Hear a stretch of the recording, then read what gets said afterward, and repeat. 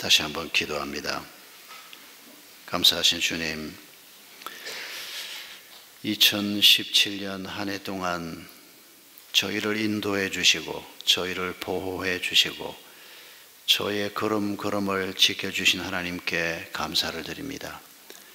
저희가 넘어졌을 때에도 저희를 다시 일으켜 세워주시고 저희가 아둔해서 제대로 깨닫지 못할 때 저희를 가르쳐 주시고 저희의 마음이 주님의 마음을 담지 못하고 세상 더럽고 추한 것들을 품게 될 때에도 하나님께서는 저희를 깨끗하게 해주시고 저희를 돌이켜 세워주셨습니다.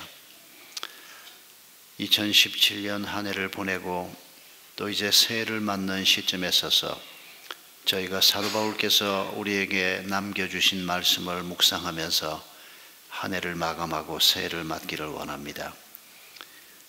고린도 성도들에게 편지했던 특히 2장에서 말씀하고 있는 사도 바울의 가르침이 무엇인지를 함께 생각하면서 우리의 허물과 우리의 연약함을 발견하게 주시옵소서.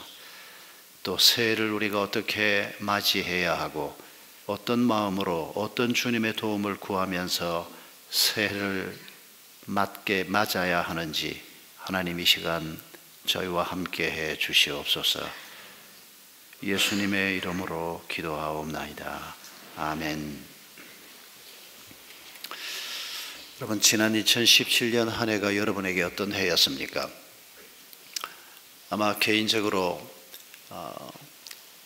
우리가 각각 다른 한 해를 살았을 것입니다. 좀 편안하게 한 해를 지내신 분도 있고 또 광풍이 휘몰아치는 것 같은 그런 상황 속에서 한 해를 지내신 분도 있을 것이고 또 나쁜 일도 좋은 일도 고만고만하게 그렇게 한 해를 이제 마감하는 분도 계실 것입니다. 우리가 살았던 한 해가 이런 해라고 연합뉴스가 뽑은 해외 뉴스 10가지 그리고 국내 10대 뉴스를 간략하게 한번 살펴보면 이게 우리가 살았던 지난 세상입니다. 해외 10대 뉴스는 트럼프의 미국 우선주의, 시진핑의 집권 2기 개막, 허리케인, 태풍, 지진 등으로 온 세상이 시끄러웠던 것들, 김정은과 트럼프의 말폭탄 주고받았던 일들, 39살의 프랑스 대통령으로 뽑힌 마크롱을 보면서 유럽 정치에서 중도 기반이 없어지고 전혀 새로운 방향으로 유럽 정치가 나아가고 있는 모습, 나도 당했다, 미투 열풍, IS가 몰락한 것, 트럼프의 러시아 내통설, 김정남의 암살 사건, 사우디와 이란의 패권 다툼, 이 10가지로 연합뉴스는 지난 한 해 동안 온 세상 사람들의 이목을 끌었던 뉴스라고 정해놓았습니다.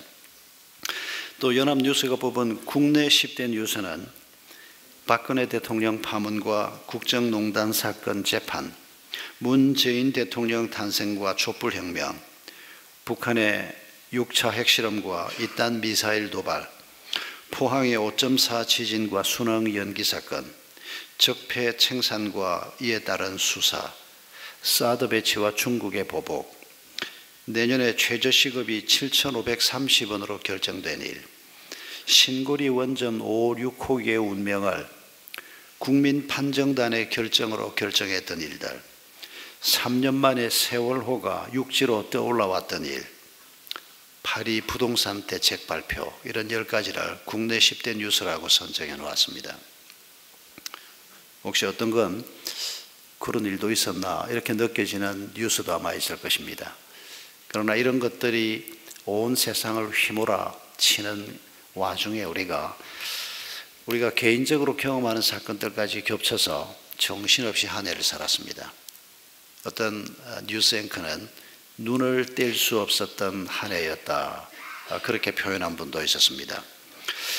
이런 엄청난 바람이 지나가는 한 해를 어떻게 사셨습니까?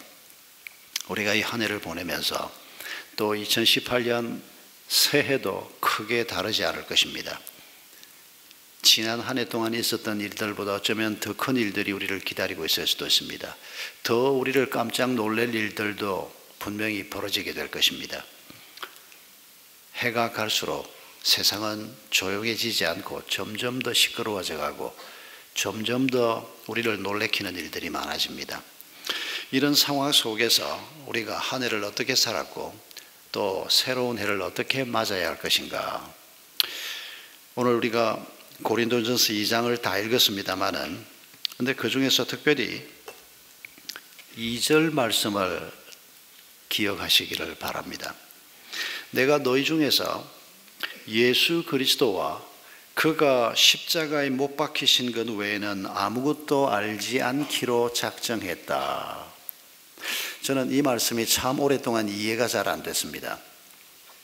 지금 사도 바울이 내가 살아가면서 예수 그리스도의 십자가에 못 박히신 것 말고는 아무것도 알지 않기로 작정했다. 오직 예수님의 십자가 사건만 내가 기억하고 오직 예수 그리스도의 십자가 사건만 얘기하고 오직 예수 그리스도의 십자가만 기억하고 나는 살기로 작정했다. 너희도 그렇게 살아라.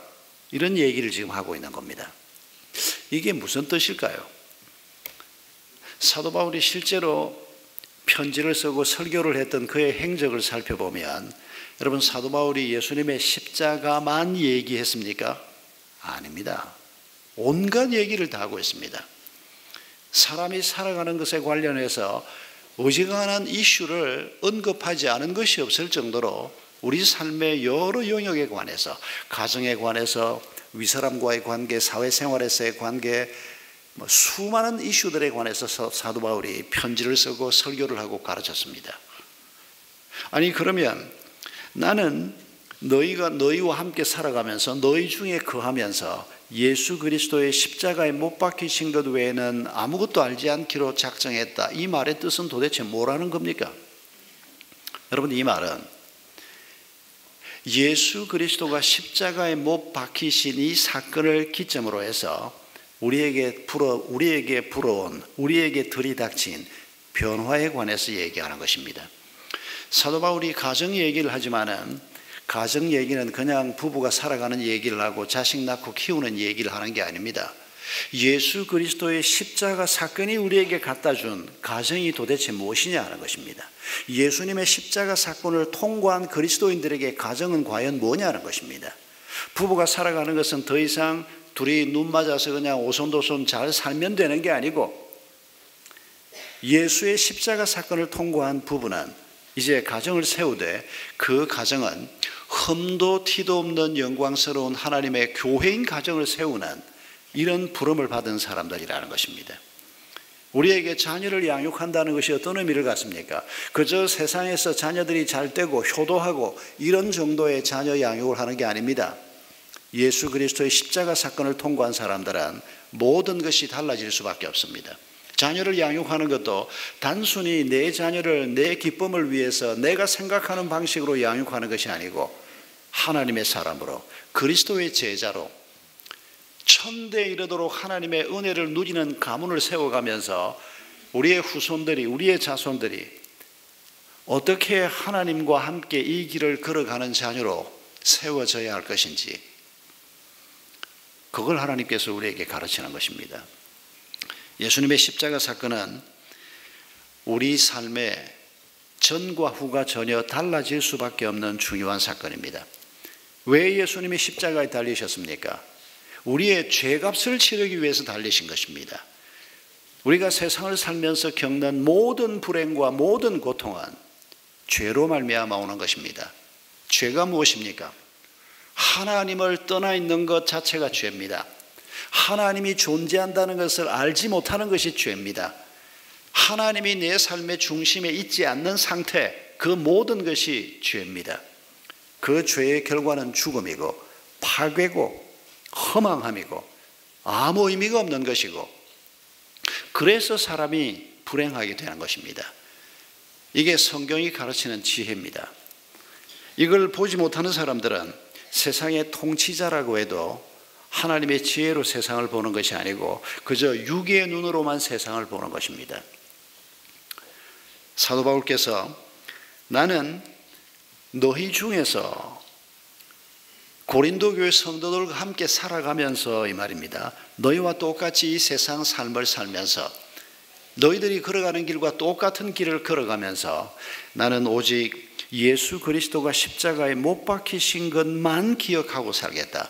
그분이 십자가에 못 박히시고 그분이 우리의 죄값을 치루어 주심으로 우리에게 임한 새로운 세상을 꿈꾸면서 그 새로운 세상을 만들어가면서 남은 길을 걸어가겠다. 그렇게 말씀하고 있는 것입니다. 그러면서 하시는 말씀이 무엇입니까? 나는 십자가만 알기로 작정했다고 말하면서 바로 이어서 3절에 뭐라고 얘기하는 거니까 내가 너희 가운데 거할 때 약하고 두려워하고 심히 떨었노라. 내 말과 내 전도함이 설득력 있는 지혜의 말로 하지 아니하고 다만 성령의 나타나심과 능력으로 하여. 사도 바울이 고린도 교회 성도들에게 말씀을 전하고 그들과 함께 거하면서 약해지고 두려워하고 떨었다라고 하는 말이 무슨 말입니까? 설교를 할 때 많이 떨렸다는 얘기입니까? 성도들에게 어떤 권면을 하고 강의를 할 때 마음에 항상 자신의 연약함 때문에 부들부들 떨었다는 얘기를 하는 겁니까? 아닙니다. 그런 얘기를 하고 있는 게 아닙니다.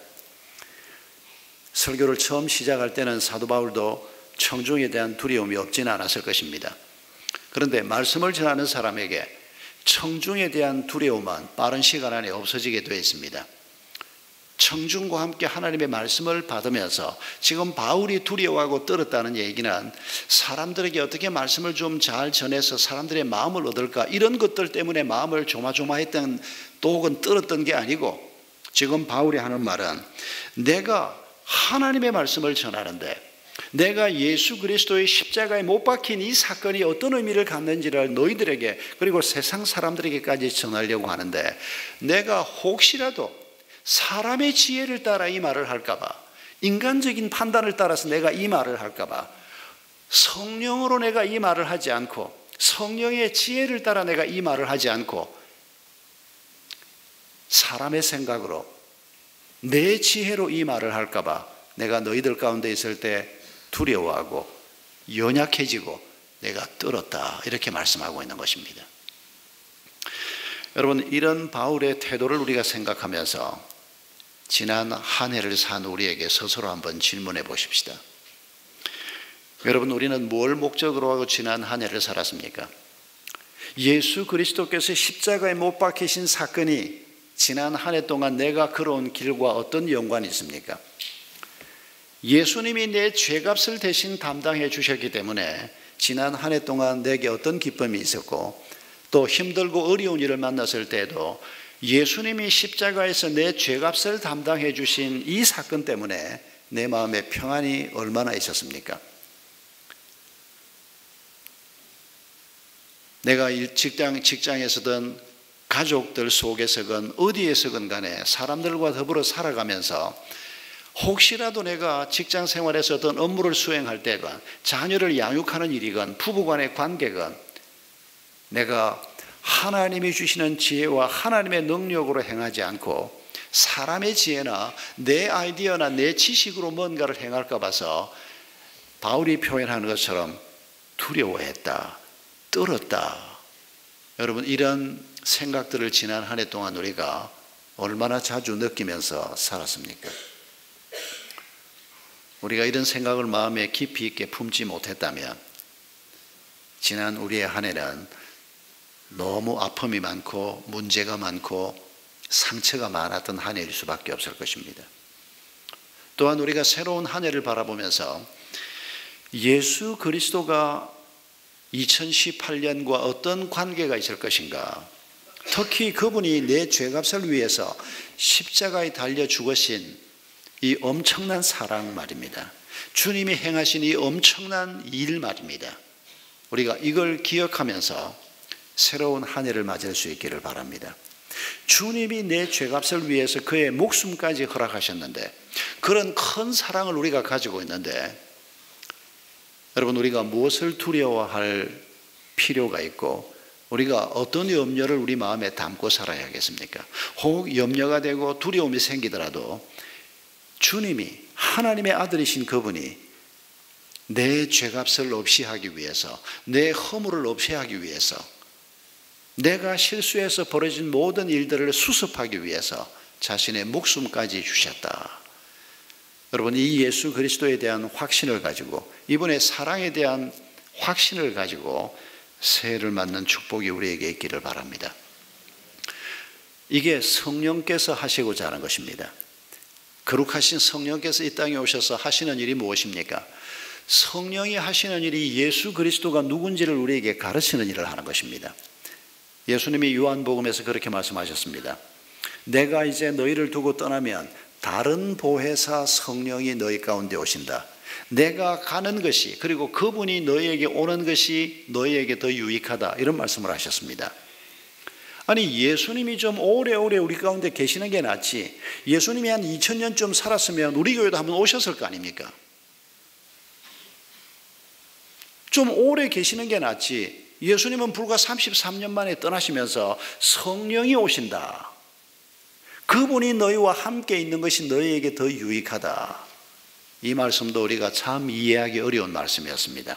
그러나 여러분, 성령이 오셔서 행하시는 일을 생각해 보십시오. 성령이 언제 우리 마음 가운데 임하십니까? 예수가 십자가에 못 박힌 사건이 내 죄값을 치르는 사건이었다는 것을 우리가 받아들일 때 성령이 우리 가운데 임하시는 것입니다. 성령이 하시는 일이 바로 그 일이기 때문입니다. 그분이 오신 이유가 예수가 왜 죽으셨는지를 우리에게 가르치기 위해서 오셨기 때문입니다. 예수님이 그냥 의인이신 그분이 불의한 세상에 살다가 어쩌다가 그만 그런 고약한 놈들을 만나서, 배신자 제자를 만나서 노예처럼 팔려가서 비참하게 죽음을 당했다. 그런 예수의 죽음을 우리가 그저 팩트로서만 받아들이는 게 아니고 예수의 죽음의 의미를 우리가 바르게 아는 것입니다.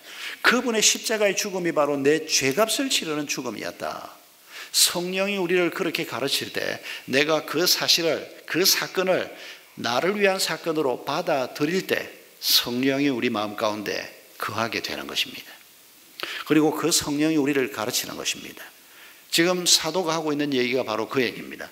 예수님이 십자가에 달려 죽은 그 사건만을 내가 기억하고 살면서 성령께서 나를 통해서 행하시는 일이 제대로 잘 이루어지는 일을 위해서 내가 염려하고 두려워하고 혹시라도 내가 실수할까 봐서, 그래서 성령께서 행하시는 일을 내가 방해하는 자가 될까 봐서, 그리고 내가 어떻게 해서든지 성령의 지혜를 따라서 세상을 바라보고 성령이 보게 하시는 것을 보면서 그분이 명하시는 일을 하면서 내가 남은 길을 걸어간다. 너희도 그 길을 함께 걸어가야 한다.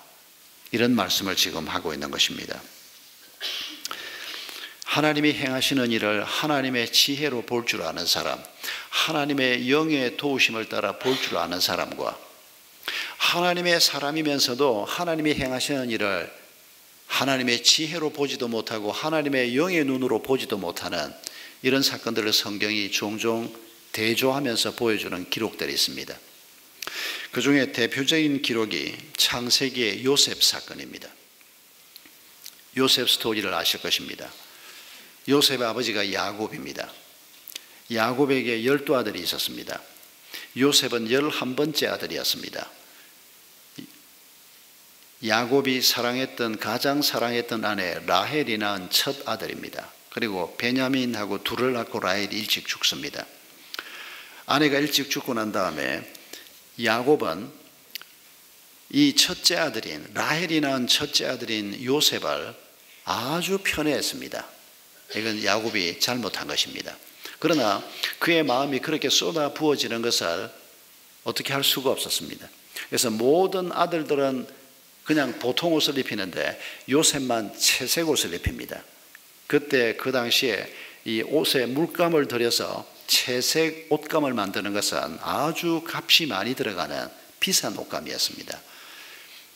그리고 하나님이 요셉을 특별히 쓰시기 위해서 요셉이 꾸는 꿈 얘기도 다른 형님들이 생각할 때는 아주 재미없는 얘기였을 것입니다. 아버지는 요셉을 편애하죠.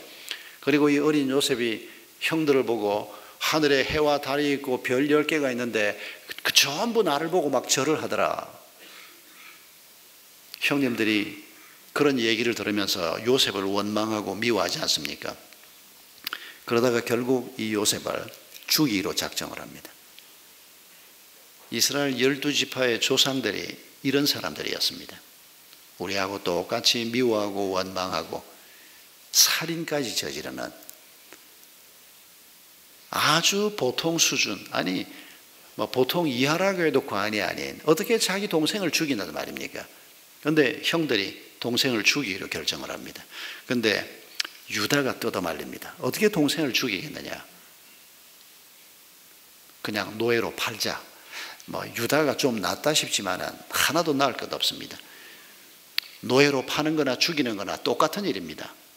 그런데 다행히 노예로 팔아서 그래도 목숨은 연명을 하는, 그렇게 해서 어린 요셉이 애굽으로 팔려갑니다. 그리고 온갖 일을 겪으면서 요셉이 이집트의 총리 대신이 됩니다. 그리고 형님들이 이 요셉 앞에 7년 흉년이 들어서 먹을 게 없으니까 총리가 되어 있는 이 요셉 앞에 양식을 사기 위해서 나타납니다. 그리고 그 이후에도 여러 가지 스토리가 이어집니다. 그리고 처음 양식을 사러 왔을 때 요셉이 형들을 판단하기 위해서 시험하지 않습니까?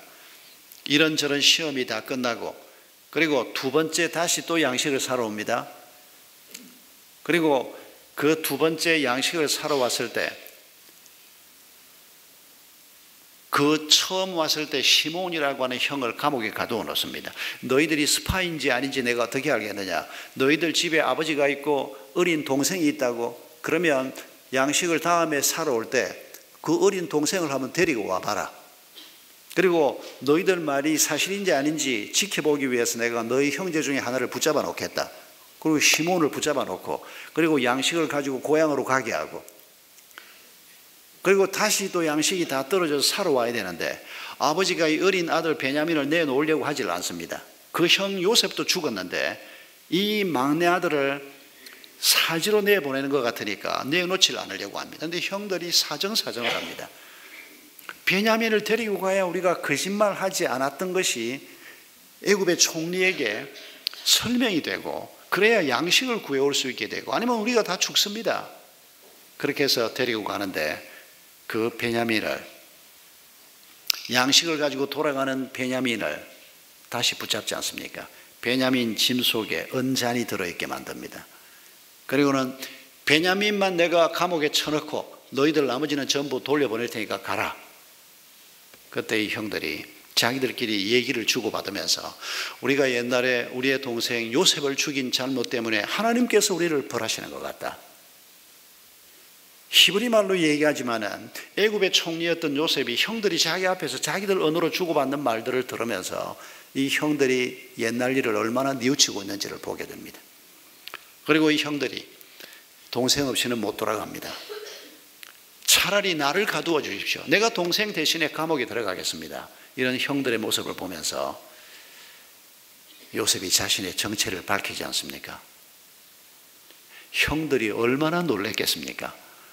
노예로 팔아버렸는데 그 노예가 이집트의 총리가 되어 있다. 이건 있을 수가 없는 일입니다. 하나님이 하시지 않으면 절대 일어날 수 없는 이런 놀라운 일이 형들 앞에 벌어집니다. 여러분, 그때 창세기 45장 5절을 보면 지금 긴 세월 동안에 동생을 미워해서 팔아먹고 그 동생이 노예가 되고 그 동생이 총리가 되고 이 기가 막힌 과정을 겪어서 지금 총리가 되어 있는 동생 앞에서 이 형들이 전부 머리를 조아리고 있는, 요셉이 어릴 때 꾸었던 꿈 그대로 이런 상황 앞에서 형들이 두려워하기 시작합니다. 우리가 동생을 팔아먹었는데, 우리가 동생을 노예로 만들었는데 우리에게 어떤 벌을 주려고 하는가 두려워하기 시작합니다. 그랬을 때 창세기 45장 5절에 요셉이 이렇게 말합니다. 당신들이 나를 이곳에 팔았으므로 근심하지 마소서, 한탄하지 마소서. 하나님이 생명을 구원하시려고, 우리 가족을 구원하시려고 나를 당신들 앞서 보내셨나이다.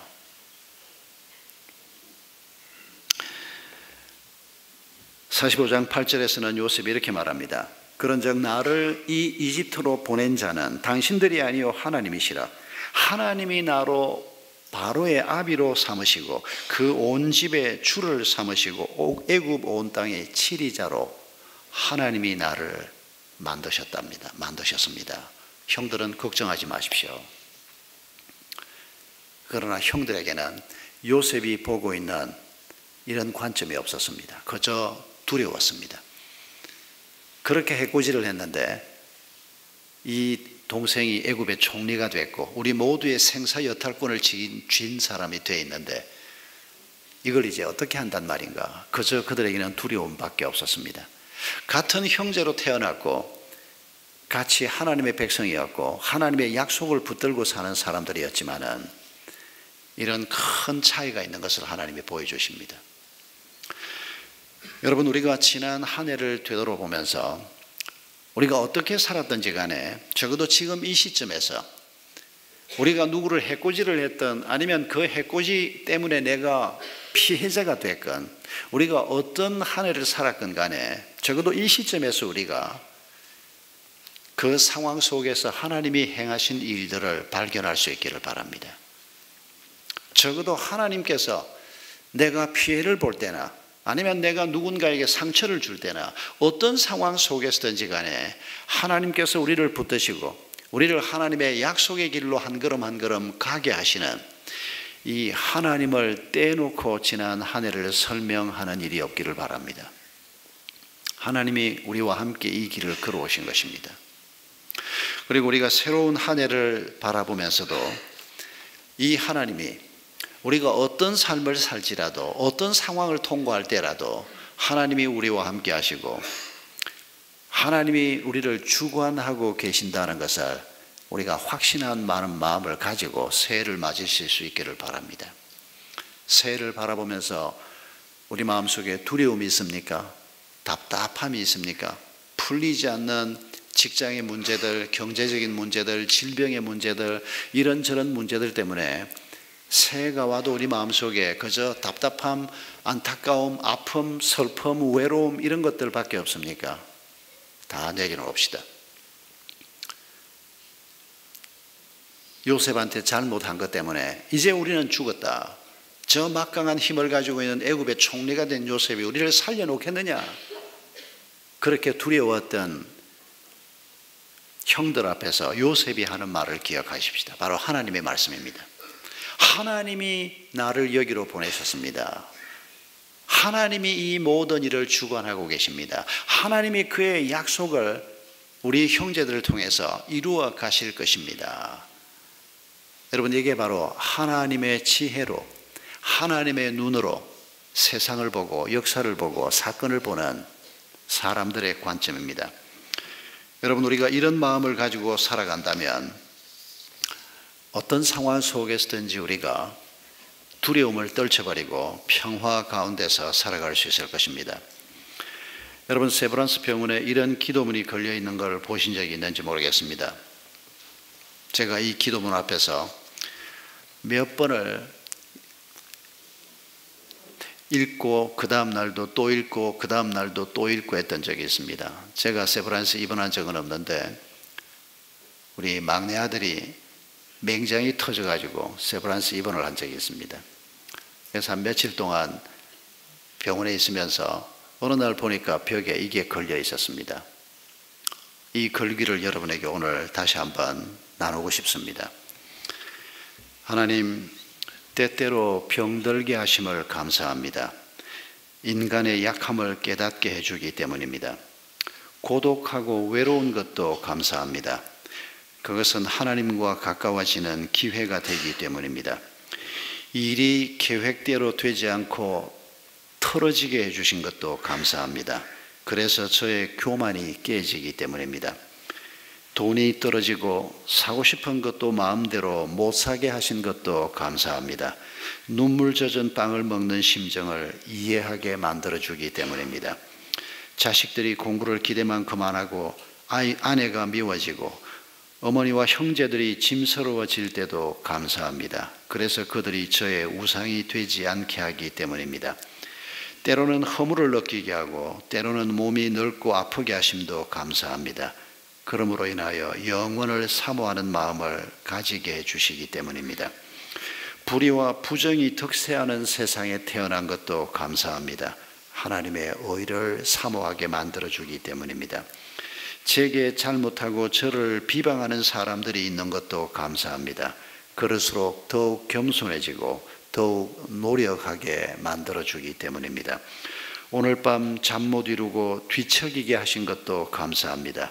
그래서 병들고 고통받는 이웃을 위해 기도할 수 있기 때문입니다. 하나님, 그럼에도 불구하고 제게 감사할 수 있는 마음을 주신 것에 더욱 감사합니다. 오늘 감사송하고 주제가 딱 맞아떨어집니다. 그래도 감사, 그러므로 감사, 그럼에도 불구하고 감사. 아마 그 글귀만 봐도 뭘 우리에게 어떤 메시지를 전하려고 하는지 작사가의 마음을 익히 아셨을 것입니다.